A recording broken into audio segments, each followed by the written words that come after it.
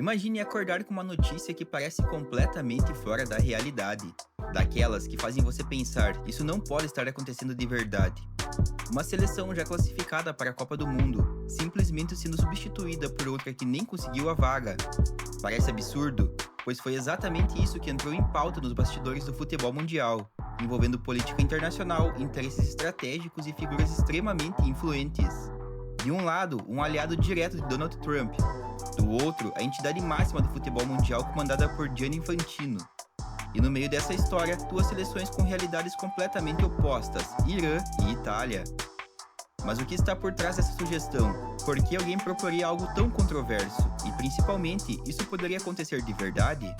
Fica comigo até o final, porque essa história vai muito além do futebol.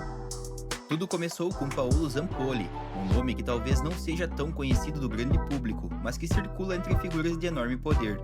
Zampolli é um empresário e diplomata italiano com forte ligação com Donald Trump. E foi justamente nessa posição de proximidade que ele levou uma sugestão diretamente à FIFA, mais especificamente ao seu presidente. A proposta era clara, direta e altamente polêmica: substituir o Irã pela Itália na Copa do Mundo. E não foi um comentário jogado ao vento. O próprio Zampolli confirmou que apresentou essa ideia tanto a Trump quanto ao Infantino. Segundo ele, a justificativa seria histórica. A Itália possui 4 títulos mundiais, um dos maiores currículos do futebol. Na visão dele, isso por si só já seria motivo suficiente para garantir a vaga. Mas aqui começa o primeiro grande problema. Copa do Mundo não é baseada em história, é baseada em classificação, e nesse ponto, a situação da Itália é difícil de ignorar. A tradicional seleção europeia, tetracampeã do mundo, ficou fora da Copa pela 3ª vez consecutiva, um cenário impensável há alguns anos, mas que hoje é realidade. A eliminação mais recente veio de forma dolorosa na repescagem europeia contra a Bósnia e Herzegovina, ou seja, dentro de campo não há discussão, a Itália não conquistou o direito de participar. Agora, olha o outro lado da história. O Irã fez exatamente o que se espera de qualquer seleção, entrou nas eliminatórias e garantiu a sua vaga de forma legítima. A classificação veio ainda em março de 2025 pelas eliminatórias da Ásia. Mesmo enfrentando tensões internas e externas, incluindo declarações iniciais de que poderia não participar por conta de conflitos, o país voltou atrás e confirmou presença no torneio. E é aí que o cenário fica ainda mais delicado, porque o pedido de substituição não envolve apenas futebol, envolve geopolítica. Segundo informações divulgadas, essa sugestão pode estar ligada a uma tentativa dos Estados Unidos de fortalecer relações com a Itália, liderada pela primeira-ministra Giorgia Meloni. Relações essas que teriam passado por momentos de tensão após declarações polêmicas envolvendo Trump e o Papa. Ou seja, o futebol pode ter sido usado como ferramenta diplomática. E isso levanta uma questão importante: onde termina o esporte e começa a política? A FIFA, como era de se esperar, adotou uma postura cautelosa, não comentou diretamente a sugestão, mas Infantino já havia deixado sua posição clara anteriormente sobre a participação do Irã. Em declarações públicas ele foi enfático: o Irã deve jogar. Mais do que isso, ele reforçou uma ideia que a FIFA tenta sustentar há anos, a de que o futebol deve ser uma ponte entre nações, não um campo de disputa política. Em uma fala marcante, ele disse que mesmo vivendo em um mundo cheio de conflitos, é fundamental que alguém continue acreditando nas construções de pontes. Mas será que isso realmente é possível? Porque na prática o que vemos é exatamente o oposto.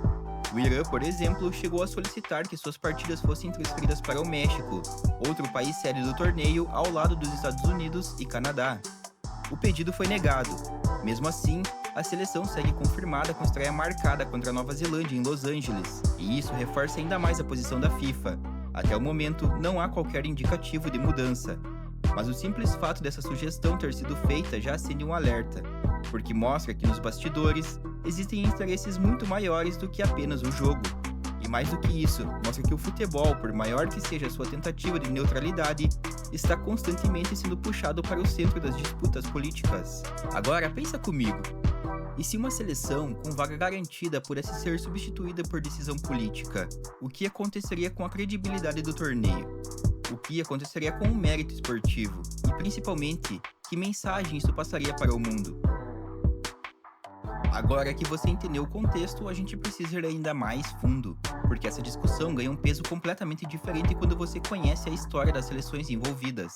A Itália não é apenas uma seleção forte, ela é uma das mais tradicionais da história do futebol. Seus 4 títulos mundiais vieram em momentos muito distintos, e cada um deles carrega uma narrativa própria. Os dois primeiros, em 1934 e 1938, colocaram o país no topo do futebol mundial, mas também vieram acompanhados de controvérsias históricas, já que aconteceram durante o regime de Benito Mussolini. Há até debates sobre interferência política e pressão sobre árbitros. Décadas depois, em 1982, a Itália voltou ao topo com uma das campanhas mais improváveis da história. Paolo Rossi, desacreditado e recém-saído de suspensão, se tornou o herói do título, mostrando como o futebol também é feito de redenção. E se profunda, ficou fora das Copas de 2018, 2022 e agora novamente não conseguiu se classificar. Uma queda que levanta dúvidas sérias. Será que o peso da camisa ainda é suficiente? Agora, vamos falar do Irã. Pode não ter títulos mundiais, mas tem algo que nenhuma estatística apaga: consistência e crescimento. O Irã é uma potência no futebol asiático, conquistou a Copa da Ásia 3 vezes seguidas: 1968, 1972 e 1976, algo extremamente raro. E mais do que isso, se tornou presença constante em Copas do Mundo nas últimas décadas.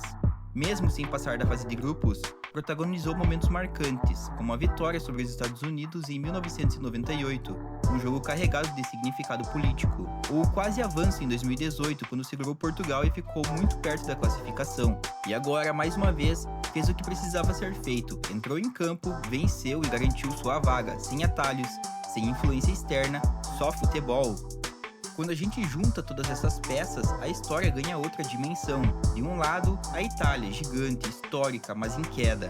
Do outro, o Irã, menos glamouroso, mas consistente e merecedor da vaga. E no meio disso tudo, interesses políticos tentando reescrever regras que deveriam ser intocáveis. A verdade é simples, mas poderosa. Se o futebol abrir espaço para decisões políticas desse tipo, ele deixa de ser esporte e passa a ser outra coisa. A ideia pode até não ser do papel, mas o alerta já foi dado. E agora eu quero saber de você. História pesa mais que mérito? Ou vaga em Copa do Mundo se conquista apenas dentro de campo?